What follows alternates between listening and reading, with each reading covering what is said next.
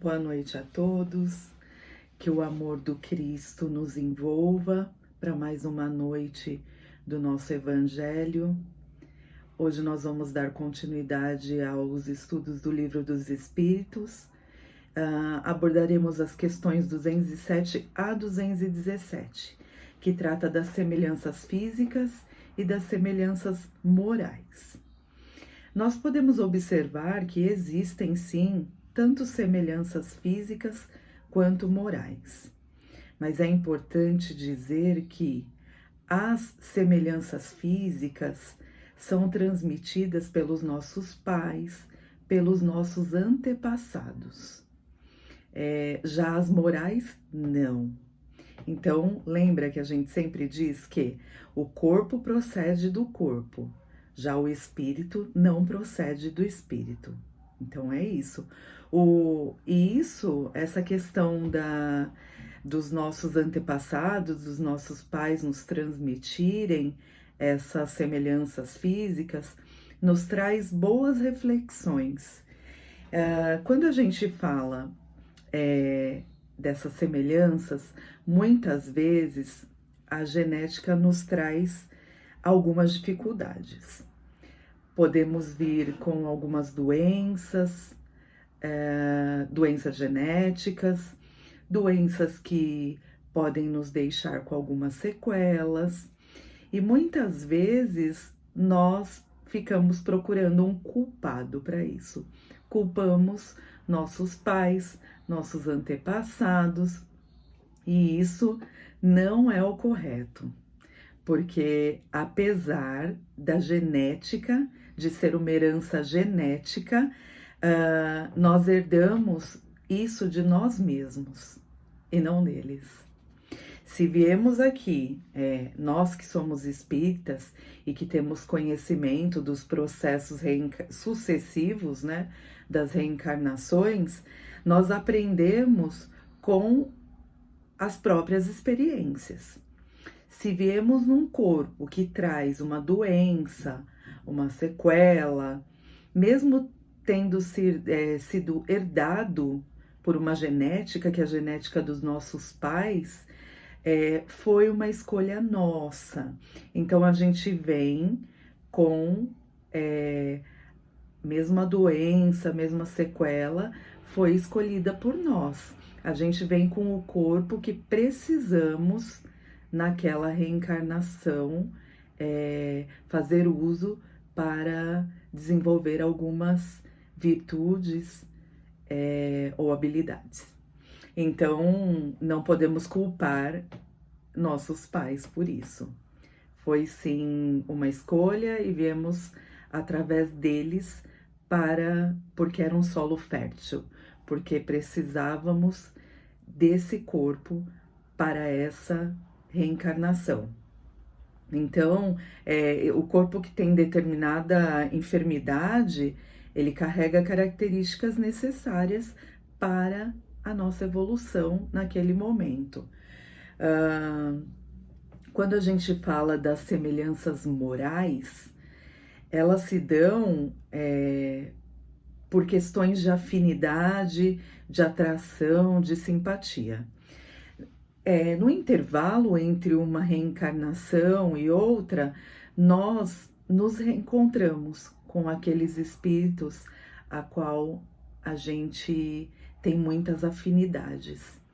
E durante esse processo, entre uma reencarnação e outra, a gente vai fazendo também alguns combinados de nos encontrarmos no momento da reencarnação, no momento em que estamos aqui, e muitas vezes a gente se encontra assim, a gente encontra com aqueles espíritos afins e amigos. Normalmente esses espíritos, eles têm uma identidade de propósito que buscam os mesmos ideais. Então, assim, somos semelhantes porque buscamos os mesmos ideais. Essa identidade de propósito que faz com que sejamos semelhantes. E é permitido, sim, que a gente se une, que a gente se agrupe em alguns momentos aqui, quando estamos reencarnados. Isso acontece muitas vezes, há situações em que uma pessoa estranha nos ajuda em dado momento, em dada situação, e a partir daquele momento, vocês podem se tornar muito amigos e aí seguir a jornada juntos. Ao mesmo que isso pode acontecer dentro da família, né? Pode ser que a gente possa reencarnar com um familiar que já é um espírito afim, e isso facilita muito a nossa caminhada, quando a gente já vem com esses espíritos amigos, porque a gente, ela se torna mais suave. A gente passa pelas dificuldades com um pouco mais de suavidade. Mesmo porque estamos passando por tempos, esses tempos que estamos passando é de testemunho, né? Essa questão do avanço do planeta, essa questão da transição planetária, ela nos convida a muitos desafios e testemunhos que não são fáceis de passar. E quando a gente passa com um amigo do lado, com essas pessoas tão semelhantes aos nossos ideais, que têm ideais semelhantes, a caminhada se torna muito mais fácil. Eu acho que é importante falar um pouquinho sobre esse momento, porque esse ano em especial tem sido muito difícil e desafiador para a gente, né? A gente está passando por essa pandemia e necessitamos ter muita sabedoria e entendimento para que a gente consiga passar com tranquilidade. Quando a gente sofre, por exemplo, uma reforma na rua, nossa rua está reformando, há todo um transtorno, a gente às vezes não consegue nem acessar a nossa garagem e vamos ficando, se não tivermos muita sabedoria, ficaremos o tempo todo irritado. Mas quando terminam a reforma, a gente percebe o quanto foi bom todo aquele transtorno e o quanto depois aquela obra valeu a pena. Então a gente está passando por isso quando a gente fala do nosso planeta. Com o tempo, se tivermos paciência e aproveitarmos desse momento para tirar muitos aprendizados, vamos perceber o quanto a obra foi boa, tá? É um momento de muita reflexão com relação a isso. Outra coisa que esse capítulo, essas questões nos traz, é a questão de pais e filhos, a relação entre pais e filhos. A gente acha que as crianças não entendem algumas coisas, mas os espíritos vêm trazer nesse trecho desse capítulo que o ser reencarnante, ele assimila tudo mesmo, tá? O que os familiares pensam e sentem, esse ser reencarnante sente. Então, ele percebe. Não podemos subestimar as crianças. Às vezes, um lar onde tem muitas desavenças, muitas brigas, acha que tudo bem porque a criança não está entendendo.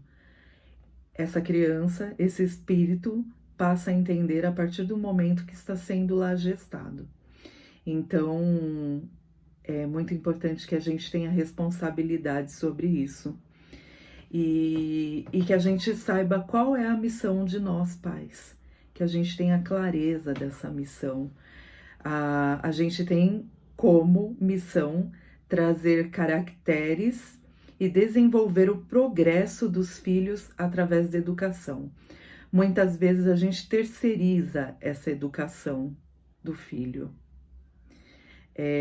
porque é muito mais fácil, talvez, terceirizar, deixar com que o outro assuma essa responsabilidade. E isso é uma falta grave. A partir do momento em que nos reunimos no plano espiritual para aceitar e para receber esse novo ser, essa nova criatura dentro da nossa família, a responsabilidade é nossa. Então não podemos nos eximir dessa responsabilidade. E aí, muitas vezes a gente pensa assim, né? Mas por que tem pais virtuosos com filhos perversos? Porque existe muito essa situação. Ao invés, quando a gente tem conhecimento, a gente para de questionar algumas coisas. Por isso é tão importante a gente ter acesso e estudar o que os espíritos nos trouxeram, porque a gente encontra algumas justificativas. Nessa questão de pais virtuosos com filhos perversos, precisamos pensar que como é que uma pessoa que já tem como características essa perversidade, essa maldade, pode melhorar. Como é que ela pode melhorar? Quando ela vem numa família virtuosa, uma família que traz questões como amorosa, que traz exemplos bons, é através disso que esse filho, que esse espírito, essa criatura pode melhorar. Se ela ficar sempre sujeita a famílias que estão no mesmo nível, nível de perversidade dela, como é que ela vai melhorar? Então, a única coisa que pode fazer com que o outro se transforme é o amor. E quando essa criatura vem numa família amorosa, ela passa a aprender muitas virtudes. Não, muitas vezes a gente espera colher isso na mesma reencarnação, né? A gente espera dessa pessoa que ela mude da água para o vinho, mas a gente sabe que isso demora, que isso é processo. Então, que temos que ter paciência, sabedoria para esperar. Às vezes não vai ser nessa existência que colheremos esses frutos, que veremos essa mudança, mas devemos confiar sempre de que o amor transforma. É isso que eu trago para vocês hoje. Fiquem com Deus e até mais.